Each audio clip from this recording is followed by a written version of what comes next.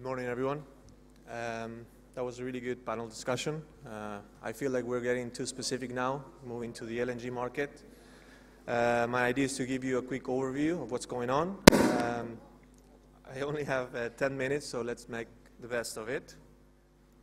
Yes, so we start with an overview on the spot market. You can see the spot market rates on the left graph, following the three benchmarks that we have for the steam turbine, tri-fuel diesel electric, and the most modern vessels, XDF and MEGIs, on orange.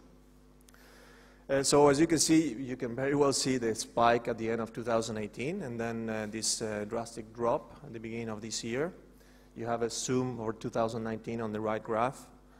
So from around $180,000 per day for a tri-fuel diesel electric, we were down to below $40,000 in the beginning of this year. And now, in the last months, you can see that the market started to recover. So when we put this, we just take the tri-fuel diesel electric and we put these numbers together. Just for the period of January and August, the average for the spot market for tri-fuels has been $53,000 per day. When you compare that to the same period, 2018, the dark blue in the center, 60,000, that means that we've seen rates dropping around 10% year on year. What is interesting to see is that the mid-term rates are actually up. You can see that the light blue and the gray on the right side for 2019, 1-year TC and 3-year TC are actually average $80,000 and $77,000 per day. So these rates are not only a lot higher than the spot rate, but they show an increase year on year of 27% and 18% respectively. So even though the spot market has been weak, the market expectation has managed to stay quite strong for those lucky ones that could actually fix their vessels for longer term. Now going back to the weakness of the spot market, what is really behind? What's going on here? We have three different graphs here. The first one on the left is LNG delivered, so how much volume LNG has been delivered in this chart.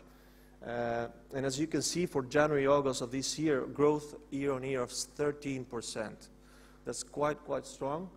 You can compare it for the same period of 2018, the light blue, that's around 7%, or the full year of 2018, 10%. Still really strong rates, but this year we've seen quite a lot of LNG in the market.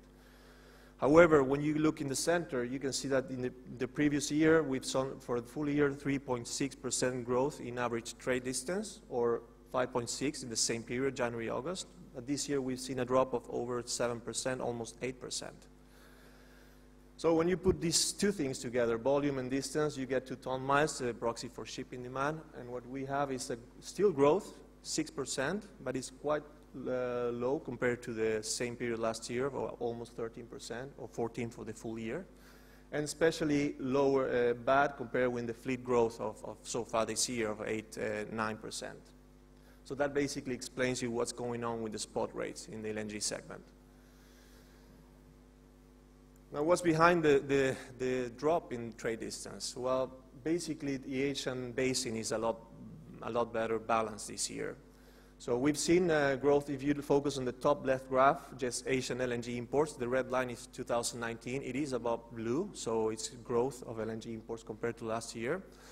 It hasn't been because of Far East. Japan and South Korea have been negative, so negative that not even the Chinese growth of volumes have managed to counterbalance for this. So it's been basically the Southeast Asia and South Asia that has been put in the red line above the blue line. So imports are up, that's good in Asia, but at the same time in the bottom left, Asia, and we include Australia here as a basin, has also been up. So red line again, exports or production in Asia or the basin has been up compared to last year. Now when you put these two graphs together, you get the right graph, which is Asian net imports from other basins. And as you can see in this graph, the red line actually has been below the blue line. And this year so far, Asia has been demanding less cargoes from other basins, which is explaining the negative growth in LNG trade distance. It is also interesting to see that lately in the last 3 months, this has reverted a little bit, and finally we're seeing the red line going above the blue line. So Asia is demanding, or this pool, Asian pool for LNG cargoes from other basins is growing compared to last year, which is positive.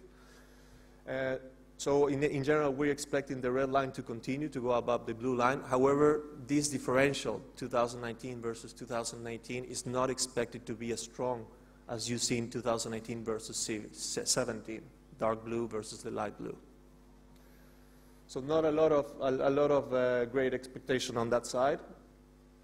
And the market seems to agree on that, the expectations in the market. These are prices for gas and LNG. Red is a spot reference for Asia. Dark blue is the same for Europe. And as you can see, looking forward in winter of 2019, 2020, we're talking about around $7.5 per MMBTU for Asia. It is at the lowest point in this graph that starts in 2010. So that's the lowest point for a winter price in Asia. And also the differential to Europe is quite low. So the market seems to agree that the global market for LNG is well covered. We can say a little oversupplied, and also that Asia is well supplied as a market. So not much expectations on that side. However, rates don't only go up because of strong market. In fact, that exactly is the opposite what happened last year. Rates went up because of a quite weak market. A lot of vessels going with a cargo to Asia, low demand and a very weak demand, top tanks. Vessels had to wait and basically drying up the availability in the spot market. This graph is showing number of floating laden vessels around the world. Any given day, 10 to 20 is normal to find vessels in this condition. Sometimes we see some touching around 30, which is part of the market. But what we saw at the end of last year is this peaking at 50 vessels in this condition. So that's, of course, not normal.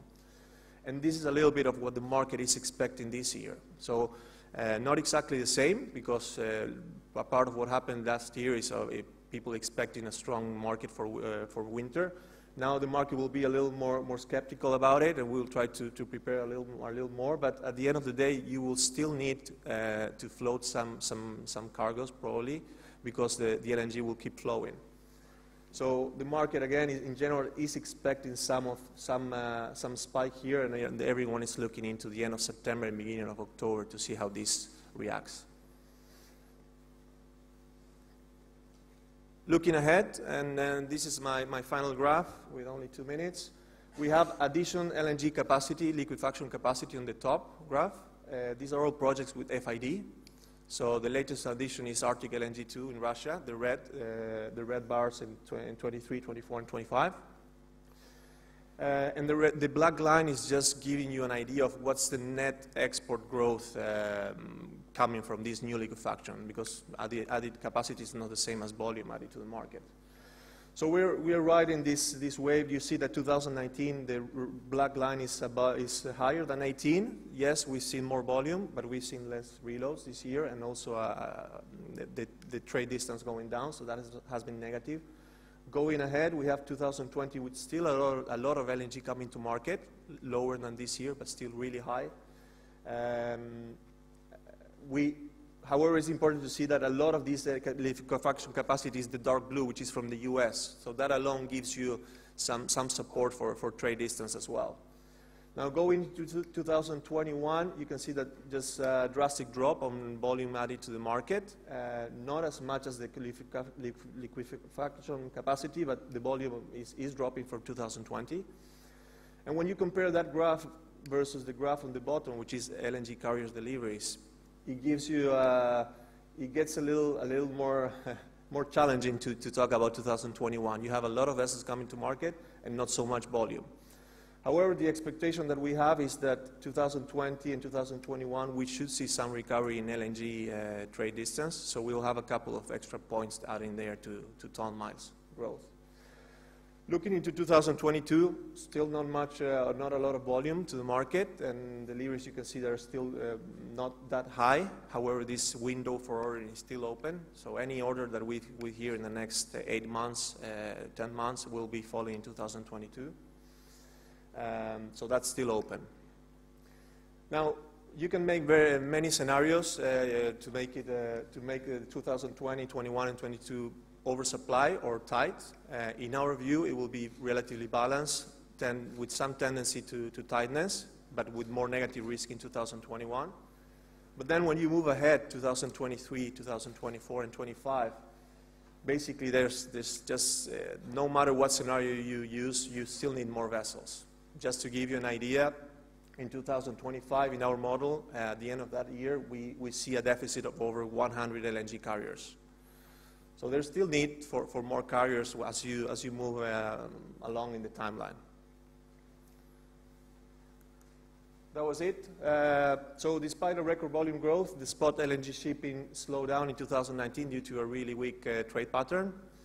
We do expect some rate improvements, some support, and also improvement in Q4 for rates.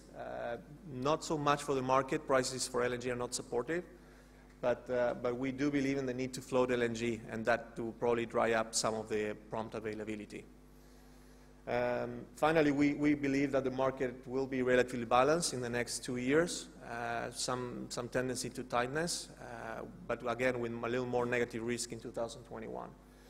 We also like to point out the fact that the market, the product market is really depressed, and the fact that it will be rebalancing in 2021-22 will also add some support to shipping rates.